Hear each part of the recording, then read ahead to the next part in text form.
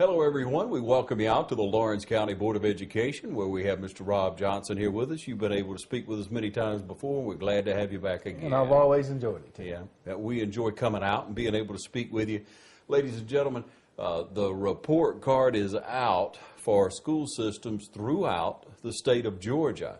And we're here to talk to you a little bit about those report cards. Now, across the state, you'll get on major news sources, you'll get the different numbers. I'm sure on some national news, you'll get it that the state of Georgia graded out right around a C on the career and college readiness performance index. Readiness Performance Index. We better use acronyms.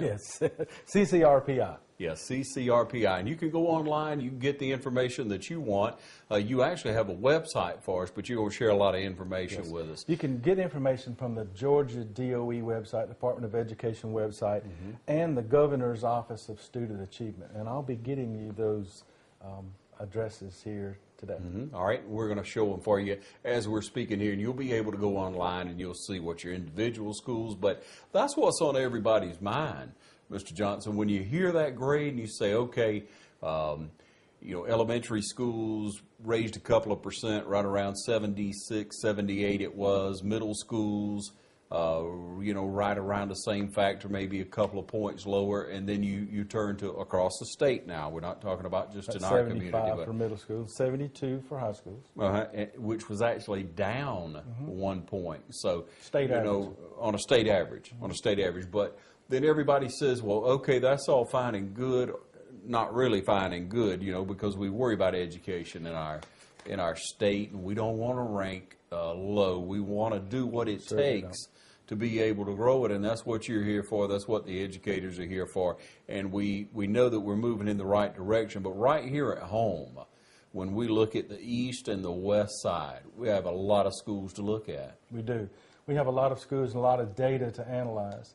But the CCRPI actually takes the place of the old No Child Left Behind. We all remember the pass-fail, No Child Left Behind. Right. Well, there were 10 or so states that petitioned the federal government to develop another way, a more fair and effective way to look at how schools are performing and how they're getting kids ready for college and their careers. Right. And so our state for the past 2 years has been coming up with a new way to analyze and to show people how our schools are performing. And that's where we got the CCRPI, which is College and Career Readiness Performance Index. Okay, now I'm going to ask you here, how do you feel about that? I like it, and here's why I like it. It has some different components from elementary and middle and high school, and it doesn't put everybody in the same category. There are actually 14 to 17 different items that schools are evaluated on, and it varies from middle school, high school, to elementary. And it's more, to me, it's a more effective way, it's an easier way to understand how your schools are performing. The pass-fail was very, very confusing. In a lot of ways, it was really not fair.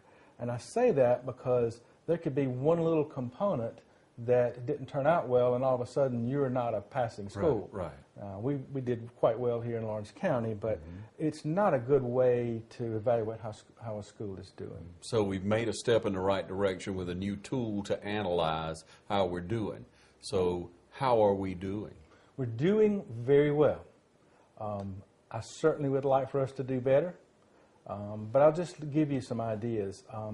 As far as the state average, we're very close to the state average in our numbers. And our school scores, and there are a number of different components that make up the school score. But in our elementary school scores for Lawrence County, the elementary was a 78, middle school 74.9, and the high school was a 70.3. Okay, now you're averaging both sides of the river. Yes, sir. That's our entire system. Okay. Breaking it down to the each school would probably be confusing, but you certainly can go onto that website and see each school. And again, the website. And the website is the Governor's Office of Student Achievement. You just type that in, you'll go right to it. In the front page, it has CCRPI analysis and go and click to there, and you can see each school in particular. We certainly can go into more detail with that, but they vary some. Not a great deal, but they do vary some. So what do we do, again, on these numbers? Are they up? Are they down from the previous year? They're very close to what they were last year. And what happened was last year, and that was the beginning of this index. Now let me remind everybody, the scores that we're talking about were last school year scores. It had nothing to do with this school year, not anything to do with 13-14. This was 12-13, the school year 12-13. And the year 11-12, which was 2 years ago, well 3 years ago now, they started the index. And this was the preliminary stab at trying to make a good effort to show the progress of our schools.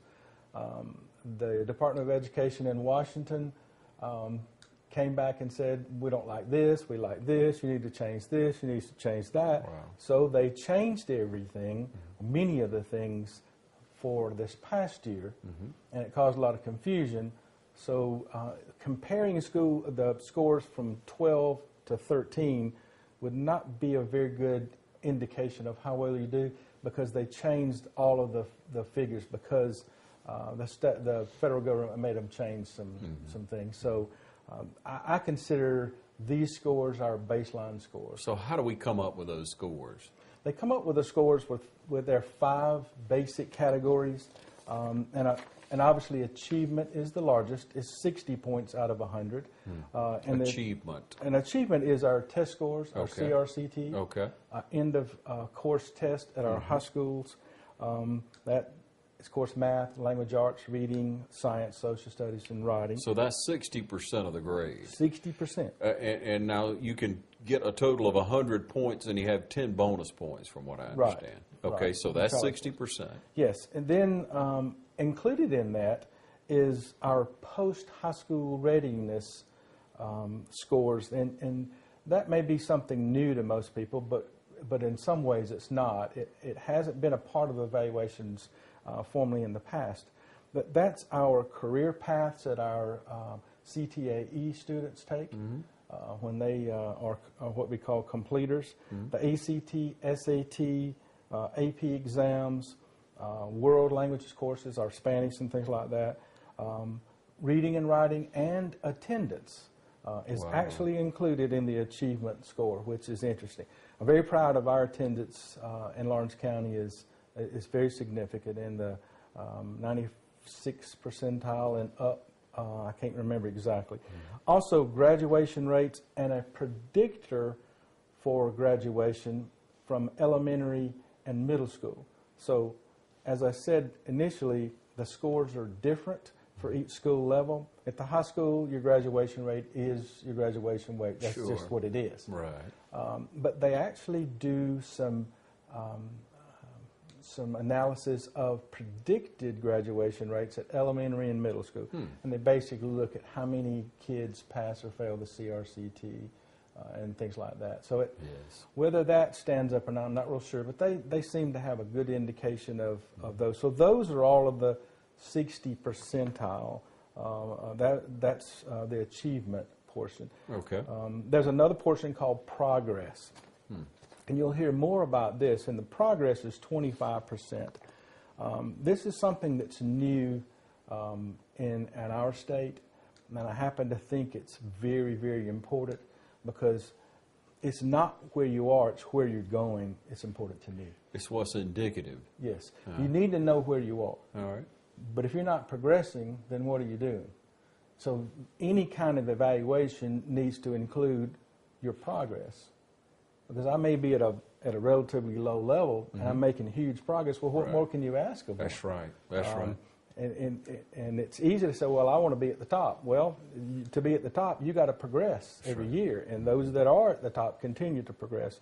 So that's a measurement of students earning meets and exceeds, is what we call it now, typical or high growth on state assessments. That's and it's derived from what we are now calling student growth percentiles, SGPs. This may be one of the most confusing things to many of us parents. is it actually compares your growth to a similar student in the state of Georgia. Similar students in the state of Georgia. So that's how they're comparing your growth. They're looking at student growth percentiles, your student growth based on similar students in the state. Size of school? Size of school, socioeconomic, okay. Those kinds of Okay, things. good. And so it gives you a better indication and a fair indication of how you're progressing. I really like that category, and we did quite well on that, not as well as I'd like us to, and we're going to make some huge progress there. But I'm glad that section is there. The achievement gap is actually 15 points. Now, the achievement gap may be difficult to understand, but if you stop and think about it, really it's based on the achievement gap size and change in the gap, but it's measured by the bottom 25% of your test scores to the state average. And what the state wants and what we all want is us to improve that bottom 25 percentile. Right. And as you know, that's identifying kids, making sure that we're reaching and meeting the needs of all of our kids. We have done an amazing job in Lawrence County for years, but especially this year, at identifying students with needs. You know, you can be a great math student but don't read well. You can be a great reader and be not. Nobody's good at everything. Well, few people are good at everything. So we have a tendency sometimes to say, well, if they're doing really well in all four of these, then they're probably a good student. But there may be an area that they really need work on. So that's going to help us there with the achievement gap.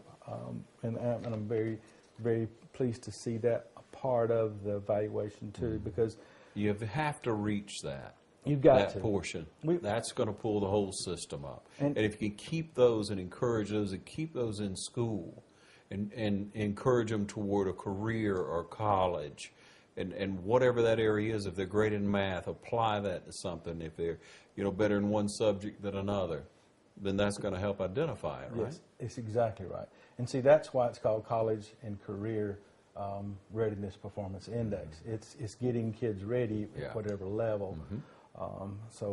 That's going to be a good. And then the percentage of the bonus, 10% that you get, because that's 100. Right. Okay. And the challenge points is what they're calling those. And those are, and this is where you're going to hear more and more raising expectations, the rigor of which we're teaching. And right now, in this state, our teachers have never worked as hard as they're working now. They're changing what they're teaching. They're changing how they're teaching. Great. They're changing how we're evaluating our teachers. It's a very difficult time for educators in our state, and I'm very proud of the progress that Lawrence County has made, because it's not easy to change every single thing you do, and it's been that way for the last couple of years, and that is being recognized by raising the rigor for every kid, and these exceeding the bar categories are those kids are in the top 5%. And so if you can push kids into that top 5%, then you get extra points. I will say all of our elementary schools got a half a point in exceeding the bar, which I think is very significant. So I'm very pleased with that. It's only 5% of each category qualify. They also look at innovative practices that we are doing, anything different to help kids learn. And we look every day and striving every day for new and more innovative ways of reaching kids. Certainly the area of technology is going to be critical in helping us achieve that. Right. We've been talking about that the last few years. And the other part of the challenge points is one of the things that AYP didn't do a real good job with, and that's with our ED, EL, and SWD. And really all of those is the economically disadvantaged, the English language learners, which those that are, English is not their language, and then students with disabilities.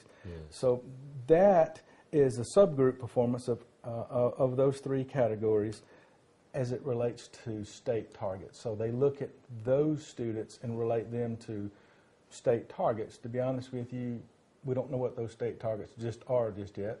I don't, but we'll find out soon where those targets are, and that's significant too. And one of the things that's caused AYP and No Child Left Behind to get a negative connotation is we expected every kid to achieve at the same level. And we want every kid to succeed, no question about it, and every kid can learn, and I'm convinced of that. But I may have a student that might not compare to the best student in this county, so don't compare him to the best student in that county. Show me his progress. Sure. Show me how much they've improved. Sure. Show me what I need to do to help. And I think these challenge points actually zeroes in on that, and I really like that a lot better than saying my student with disabilities should be compared to the valedictorian in one of our high schools. That's not fair. No.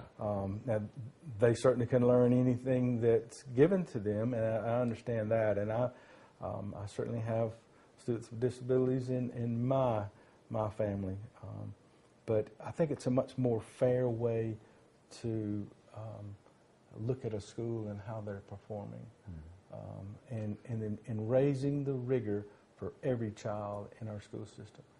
So you have these numbers, Mr. Johnson, and when you first look at these numbers on our county, what's your impression of them?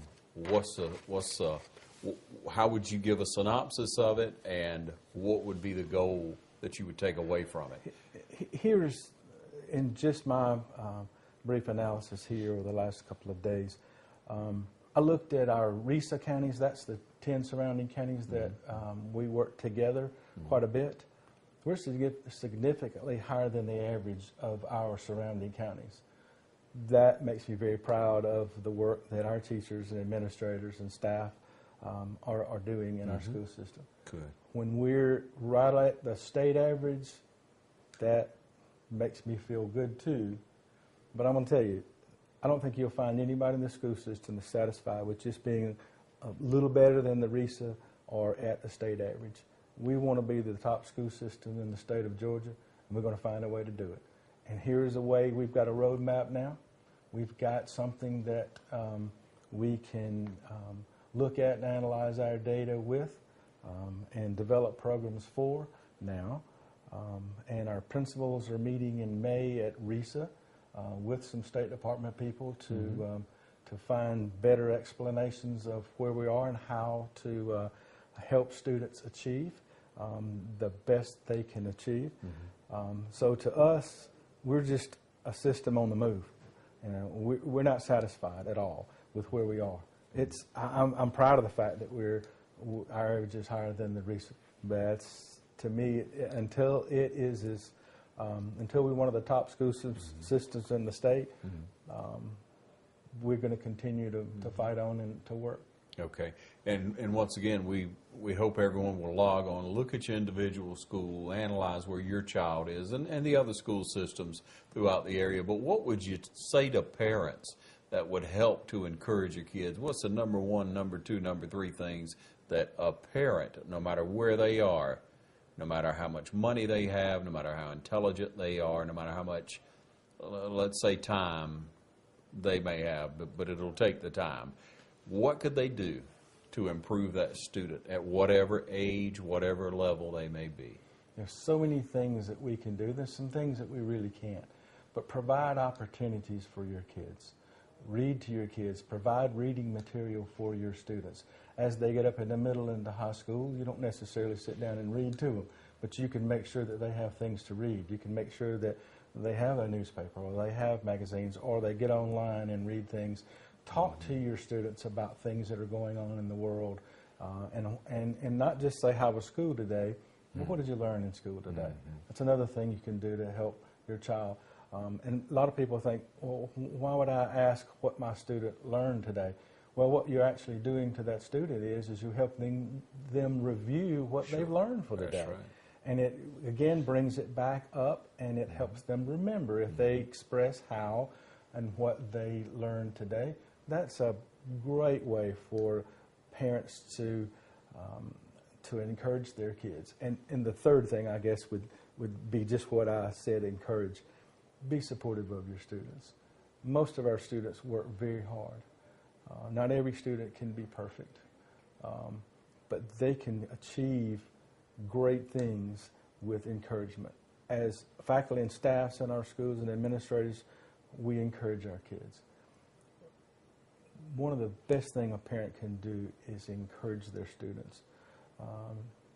Don't be real negative about it, about them or the school or things like that. Encourage them to always do their best. Because in life, nobody really cares much about excuses. Right. You know, That's people say, well, I don't work at a good place. Well, nobody really cares about that. They want to know your performance. They want to know, can you do the job? Can you make it work? So I think that would be significant. Yeah. Encouraging the students, providing opportunities for them to grow and to read. And reading is so critically important. It really is. Yeah. But we want to encourage you, ladies and gentlemen, have a positive attitude. You know, when it comes to your children, when it comes to your environment, work on that within it. We all need to work on it at times because there are issues we all want to deal with. But try to have a positive attitude. The negativism affects your children a lot greater than you realize at this point. So don't be selfish. Feed into your kids like the educators in our school system are. Absolutely. And there are times where we have to get on our kids when they don't do well. Of course. And I certainly did with my parents. It's not a mainstay. But one of the things my parents always did is they always found something good about what I'd done. And I may not have performed as well as they wanted, but they always told me something positive that they saw and they had heard or I had done. And it encouraged me. Yeah. And I think it encourages our students too. Certainly does. Thank you for sharing with us today. Thank you for coming by. We'll be back to visit with you later. Good. Thanks for joining us. Stay tuned to TV 35.